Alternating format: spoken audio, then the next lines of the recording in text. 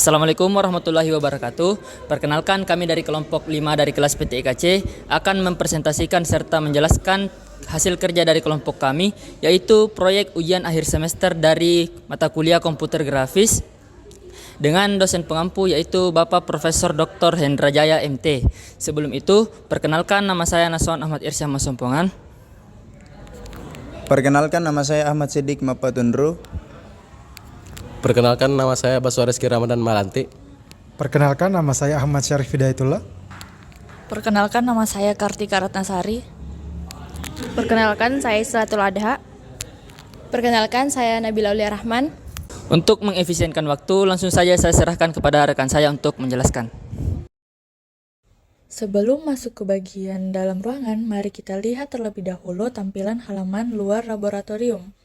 Halaman ini didesain dengan area terbuka yang cukup luas, berfungsi sebagai akses utama menuju laboratorium. Terdapat akses kosong yang bisa dimanfaatkan sebagai tempat parkir, serta ruang tunggu sementara bagi mahasiswa. Di bagian depan terdapat jalur masuk yang memungkinkan mobilitas pengguna menjadi lebih tertata. Selanjutnya, kita beralih ke bagian dalam laboratorium. Kami memulai desain dengan menentukan bentuk dan ukuran ruangan secara proporsional. Kami meletakkan alat pemadam api ringan atau APAR yang diletakkan di salah satu sudut ruangan sebagai langkah awal pencegahan jika terjadi bencana kebakaran. Kami memilih jenis lantai berwarna abu-abu terang. Warna ini memberikan kesan netral, bersih, dan profesional. Sangat cocok dengan karakter ruang kerja ilmiah seperti laboratorium. Dinding ruangan diberi warna cerah agar tampak lebih terang dan luas. Warna ini juga berfungsi memantulkan cahaya dari sumber pencahayaan buatan maupun alami. Di salah satu sisi ruangan terdapat sebuah jendela besar yang kami tambahkan untuk memastikan sirkulasi udara berjalan lancar serta memungkinkan cahaya matahari masuk secara optimal.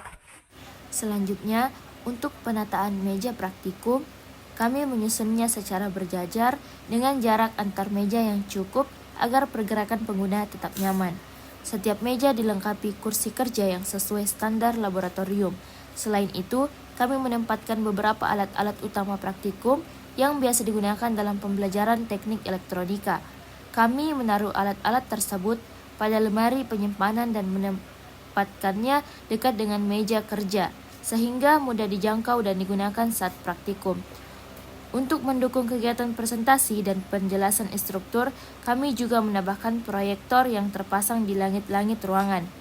Semua elemen dalam desain ini dirancang dengan mengedepankan kenyamanan, keamanan, dan efisiensi ruang. Selanjutnya, mari kita lihat simulasi visual mengenai sistem keamanan laboratorium dan bagaimana penanganan darurat dilakukan apabila terjadi kebakaran. Assalamualaikum warahmatullahi wabarakatuh. Baiklah, pada siang hari ini kita akan melakukan perkuliahan, yaitu mata kuliah manajemen laboratorium pendidikan. Melanjutkan tema yang kemarin, pada siang hari ini kita akan membahas tentang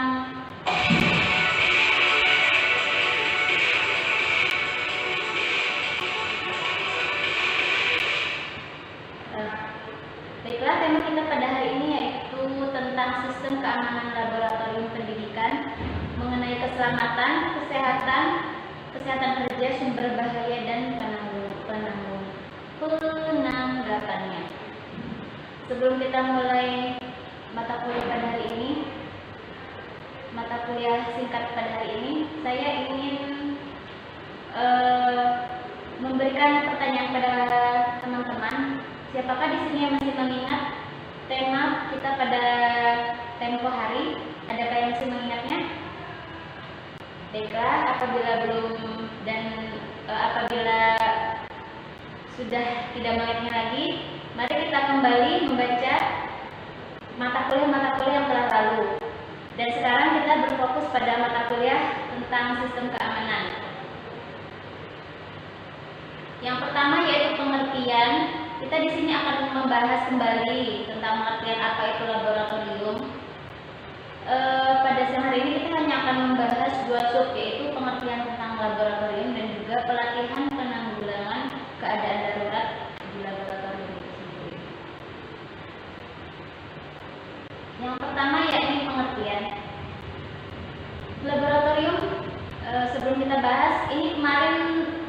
telah kita bahas ya sebelumnya. Apakah di sini teman-teman masih melihat atau tidak, saya tidak tahu. Yang jelas di sini saya akan membahas kembali tentang apa itu pengertian dari laboratorium. Pengertian laboratorium yang sering disingkat lab adalah tempat dilakukannya riset atau penelitian ilmiah, eksperimen ataupun percobaan ataupun pelatihan ilmiah yang pada umumnya laboratorium dirancang untuk memungkinkan dilakukannya kegiatan-kegiatan tersebut secara terkendali. Laboratorium ilmiah biasanya dibedakan menurut disiplin ilmu seperti ada laboratorium fisika, laboratorium biokimia, laboratorium komputer, dan laboratorium bahasa. Itulah pengertian dari laboratorium secara singkat.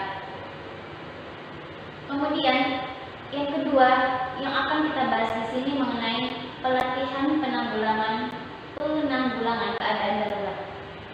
Keadaan darurat adalah suatu kejadian yang tidak diinginkan atau direncanakan dan berpotensi serius untuk menimbulkan kecelakaan pada orang, kerusakan pada harta benda, dan lingkungan sekitar sehingga mengakibatkan terhentinya kegiatan operasi situasi yang perlu dipertimbangkan atau diidentifikasi sebagai keadaan darurat, antara lain seperti keadaan darurat dalam laboratorium misalnya seperti kebakaran, pencemaran atau tumpahan bahan kimia, banjir, ledakan, dan lain sebagainya. Nah, jadi program keselamatan dan kesehatan kerja di laboratorium pendidikan akan berhasil apabila didukung oleh komitmen manajemen yang kuat, partisipasi dari seluruh pengelola dan pengguna laboratorium. Peningkatan budaya K3 yaitu kesehatan keselamatan kerja. Dalam hal ini, kepatuhan dan kesadaran untuk mengikuti SOP, penggunaan alat pelindung diri yang tepat, kelengkapan sarana dan prasarana K3, dan personil yang mempunyai pengetahuan K3 yang memadai. Dari pemaparan tadi, saya berharap semoga teman-teman yang melihat penjelasan singkat tentang manajemen laboratorium ini, semoga teman-teman dapat mengambil sedikit ilmu, dapat memahami dan juga dapat mencari informasi lebih banyak tentang manajemen laboratorium. Jadi demikianlah penjelasan saya tentang manajemen laboratorium pada siang hari ini. Kurang lebihnya saya mohon maaf, saya akhiri. Wassalamualaikum warahmatullahi wabarakatuh.